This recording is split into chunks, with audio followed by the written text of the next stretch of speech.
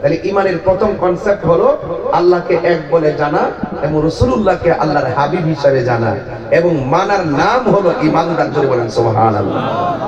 বুঝতে পেরেছেন? তাহলে এই বিষয়গুলো খুব ভাবনাময়ী। তাহলে আসুন এখানে হাদিস মুবারাকার মধ্যে দেখলাম লা ইলাহা ইল্লাল্লাহ পাশে মুহাম্মদ রাসূলুল্লাহ লেখা আছে। তাহলে এই যে লেখাটা এটা কিন্তু জায়েজ আছে। আমাদের দেশে অনেকে বলেন লা ইলাহা ইল্লাল্লাহর পাশে মুহাম্মদ রাসূলুল্লাহ লেখা যাবে না, এদের কথায় আমল করা যাবে না, এদের কথা আমল করা যাবে না। কারণ আমরা আল্লাহকে সম্মান করি আল্লাহ জেনে, রাসূলুল্লাহকে সম্মান করি রাসূল জেনে। আমরা আল্লাহর সাথে কাউকে শরীক করি না, আল্লাহর সঙ্গে কারো কোনো শরীক নাই।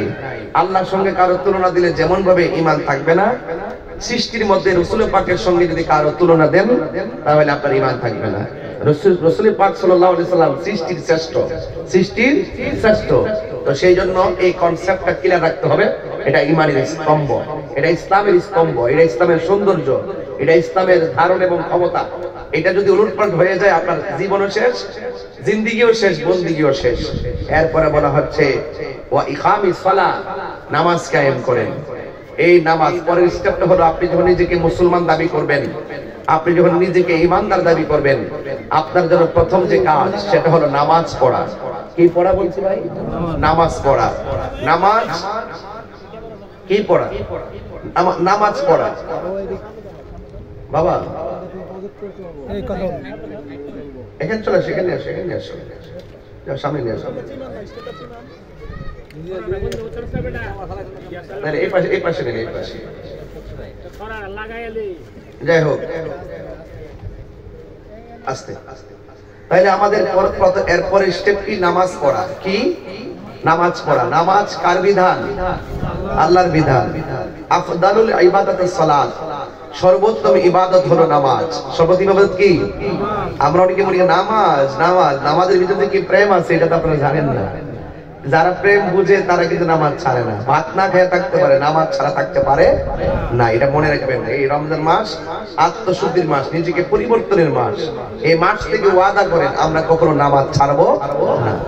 তাহলে নামাজ, সালাত, কোরআনের মধ্যে 82 জায়গায় সালাতের কথা বলা হয়েছে। কয় জায়গায় বলা হয়েছে? 82 জায়গায় সালাতের কথা বলা হয়েছে। এই জন্য আল্লাহ রাব্বুল আলামিন কোরআনে বলছেন ইন্নাস সালাতা তানহা আনিল ফাহশাই ওয়াল মুনকার।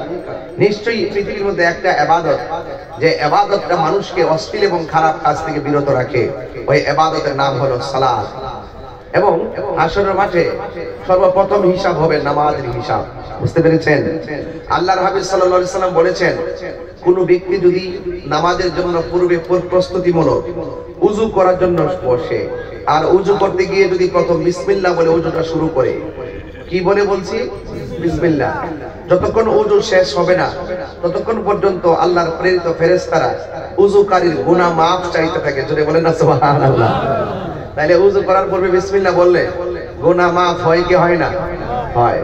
এরপরে আসুন, আল্লাহর হাবিব বলেছেন যদি কোনো ব্যক্তি ওযু করে, ওযু করার সময় যখন সে হাত ধৌত করে, হাত দ্বারা যে গুনাহগুলো করে ওযুর পানির সঙ্গে গুনাহগুলো মাটিতে ঝরে পড়ে যায়। যখন সে মুখের মধ্যে পানি দেয় তখন কুলি করার সময় যে পানিগুলো ঝরে, এই পানির সাথে তার গুনাহগুলো ঝরে যায়। এইভাবে লাস্টে যখন শরীর থেকে শেষ ফুটাটা পড়ে, শেষ ফুটার সাথে তার সমস্ত গুনাহগুলো ঝরে মাটিতে পড়ে যায়। তাহলে ওযুটা কি কত গুরুত্বপূর্ণ না? ওযু না হলে কি নামাজ হবে? এজন্য ওযুর প্রতি যত্নশীল হতে হবে। প্রত্যেকটা বাইদা বাই স্টেপ আছে। আপনি ওযু করলেন, নামাজ পড়লেন, কিন্তু কাপড়টা অপবিত্র, নামাজ হবে? আচ্ছা আপনি সবই ঠিক আছে, ওযু গোসল সব ঠিক আছে, কিন্তু আপনার জায়গাটা অপবিত্র, নামাজ হবে? তাইলে আপনার স্টেপগুলো কিন্তু অতিক্রম, ওভারটেক করা যাবে না। এজন্য রাসূল করিম সাল্লাল্লাহু আলাইহি সাল্লাম বলেছেন যে এই নামাজ এমন একটা বন্দেগী, যে এই বন্দেগীটা যদি আপনি না করেন, কবরের মধ্যে বেনামাজের জন্য 3টা শাস্তি অবধারিত হবে। তার জন্য বললাম বেনামাজের জন্য। এজন্য বুনিয়াল ইসলামু আলা খামসিন, ইসলামের ইসলাম 5টার মধ্যে দ্বিতীয়টা হলো নামাজ। এই নামাজ পড়তে হবে। এইজন্য আল্লাহর হাবিব সাল্লাল্লাহু আলাইহি সাল্লাম বলেছেন যে বেনামাজের জন্য কবরের মধ্যে 3টা শাস্তি অবধারিত। এর মধ্যে একটা শাস্তি হলো যে কবরে যাওয়ার পরে যে কবরের দুই পাশের মাটি আছে, এই মাটিগুলো অনেক দূরে চলে যাবে। ওই মাটিগুলো দূর থেকে এসে আপনার বডির মধ্যে এমন জোরে চাপা দিবে, আপনার হাড্ডিগুলো মাটির সঙ্গে মিশিয়ে ফেলবে। আপনি এমন চিৎকার দিবেন, আপনার কান্নার আওয়াজ গরু ছাগল শুনবে।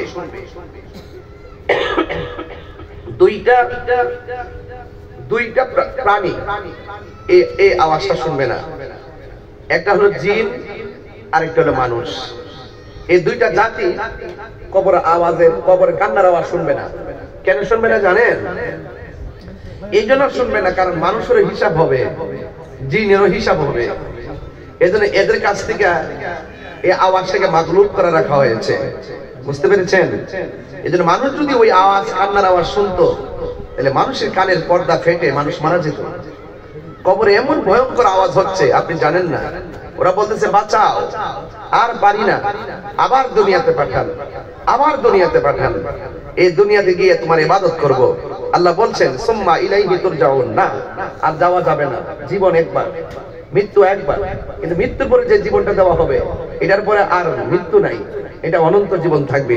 হয়তো তুমি সুখী হবে, নয়তো তুমি দুঃখী হবে। চিৎকার মেরে বলেন আল্লাহু আকবার। আমার যুবক ভাইয়েরা, খুব মনোযোগ দিয়ে কথাগুলো শুনুন। আমি বলেছি বেনামাজির জন্য কবরের মধ্যে শাস্তি আছে, হাসরের ময়দানে শাস্তি দেওয়া হবে। এই জন্য হাসরের ময়দানে প্রথম হিসাব হবে নামাজের হিসাব। এরপরে বলা হয় তো যাকাত দাও। আজকে তো আমরা রমজান মাস আসলে অনেকে যাকাত দেয়, কিন্তু যাকাত অর্থ অনেকে বোঝে না। কিন্তু যাকাত যে দেয় সে মনে করে যাকাত মানে হলো মাইনাস। না না না না, যাকাত মানে মাইনাস না, যাকাত মানে হলো বৃদ্ধি করা। আপনি যখন যাকাত দিবেন তাইলে আল্লাহ রাব্বুল আলামিন আপনার সম্পদটাকে পবিত্র করে দিবেন, আর আপনার সম্পদটাকে আমার আল্লাহ অনেক বাড়ায়া দিবেন। আপনি যাকাতের টাকা দিয়ে মনে করতেছেন গরিবের প্রতি আপনি করুণা করেছেন, গরিবের প্রতি আপনি দান করেছেন, গরিবের প্রতি আপনি মায়া করেছেন। না না, বিষয়টা এরকম না। যাকাতের টাকার উপরে গরিবের কোন ধরনের মায়া করুণার বিষয় না। যাকাতের টাকার উপরে গরিবের অধিকার আছে, অধিকার। আপনি যখন টাকার মালিক হয়ে ওই টাকাটা গরিবের হাতের মধ্যে যাকাতটা দিয়ে দিবেন, আল্লাহ রাব্বুল আলামিন আপনাকে জাহান্নামের আগুন থেকে হেফাজত করবেন, আপনার সম্পদ বাড়ায়া দিবেন। আর আপনি মনে করবেন না যাকাত করেন মানে আপনি দান করেছেন, আপনি এমন করেছেন অসহায়কে সহায় করেছেন, আপনি গরিবের প্রতি করুণা করেছেন, এটা না। বরং যাকাতের টাকার উপরে গরিবের হক আছে, হক। এই হক যারা আদায় করবে না, মনে করবে আমার যাকাতের টাকা আমি দিব না, মনে রাখবেন এই যাকাতের টাকা না দেওয়ার কারণে আপনার মালটা অপবিত্র অবস্থায় পড়ে থাকবে, এবং আপনি যত হারাম গুলো খাবেন এই হারাম টাকাগুলো হাসরের ময়দানে সাপে পরিণত হয়ে যাবে। হাসরের ময়দান যেদিন কায়েম হবে, ওই কঠিন মুসিবতের সময় মানুষ নাফসি নাফসি বলে কাঁদবে। ওই কঠিন মুসিবতের সময় কেউ কাউকে চিনবে না, কারো কাছ থেকে কোনো শাফাআত গ্রহণ করা হবে না, কারো কাছ থেকে কোনো বিনিময় নেওয়া হবে না। আমার যুবক ভাইরা, পায়ের মধ্যে হাত দিয়ে বলে দিয়ে যায় যাকাত এমন একটা বন্দেগী, যে বন্দেগী যদি যাকাত এমন একটা মালি ইবাদত, এই যাকাতের কারণে আপনার সম্পদ বৃদ্ধি পাবে, গরিবের গরিব লাঘব হয়ে যাবে, গরিবের মধ্যে অসহায় যারা আছে তাদের অভাব দূর হয়ে যাবে। আর যাকাত দিলে আল্লাহ এত খুশি হয়, আল্লাহ খুশি হয়ে আপনার সম্পদ আরো বাড়ায়া দেয়। চিৎকার মেরে কি আল্লাহু আকবার বলা যাবে না? আমার যুবক ভাইরা, আপনি যাকাত না দেন হাসরের ময়দানে আল্লাহ রাব্বুল আলামিন আপনার হারামগুলো সম্পৃক্ত থাকার কারণে, আর আপনি যদি ওই টাকা দিয়ে যদি হারাম লাগান, সুদ লাগান, ঘুষ লাগান, ওই টাকাগুলো সাপে পরিণত হয়ে আপনাকে দৌড়ানি দিবে, এমন একটা দৌড়ানি দিবে আপনাকে হেফাজত করার মতো কেউ থাকবে না। ঘরের মধ্যে সাপ ঢুকলে যেমন করে উজাবাই দেয় না, সাপকে সুন্দর করে উদ্ধার করা হয়, কিন্তু হাসরের ময়দানে যাকে যাকে সাপ আপনাকে ধাওয়া করবে, এমন ভাবে ধাওয়া করবে যে ধাওয়ার কারণে আপনি চুল পরিমাণ নড়তে পারবেন না। এই সাপগুলো হাত দিয়া বের আপনার মুখের ভিতরে ঢুকে যাবে, মুখের ভিতরে ঢুকে পেটের ভিতরে এমন ভাবে ঢুকে পেটটা কাল বুয়ুতিন, মুসলিম শরীফের হাদিস, ঘর সমূহের তুলির মতন গড়টা হয়ে যাবে, পেটটা হয়ে যাবে। আর ওই পেটের ভিতরে সাপ আপনাকে দংশন করবে। ওই সাপটা যদি এই গাছের মধ্যে সবল দিত, ওই সাপটা যদি দুনিয়াতে এসে শ্বাসটা ফালাইতো, সব গাছগুলা বিষের যন্ত্রণায় মারা যেত। এমন বিষাক্ত সাপ আমার আল্লাহ রাব্বুল আলামিন আপনার পেটের ভিতরে ঢুকাই দিবে।